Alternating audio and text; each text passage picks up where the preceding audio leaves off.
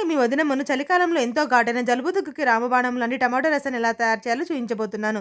దానికోసం పొయ్యి మీద ఒక గిన్నెను ఉంచి 1 లీటర్ వరకు వాటర్‌ని తీసుకొని 2, 3 పండిన టమాటోస్‌ని, 4, 5 చింతపండు రెమ్మలని, 1 ఇంచు అల్లం ముక్క తురుముని, పావు టేబుల్ స్పూన్ పసుపుని, 1 టేబుల్ స్పూన్ ఉప్పుని, 2, 3 కరివేపాకు కాడలని వాటితో పాటు 1 టేబుల్ స్పూన్ ధనియాలు, 1 టేబుల్ స్పూన్ కారాన్ని, 4, 5 కొత్తిమీర కాడలతో సహా వేసి బాగా తెరల మరగనివ్వండి. ఎంతసేపు అంటే టమాటోస్ మీద ఉన్న స్కిన్ సెపరేట్ అయ్యేంత వరకు.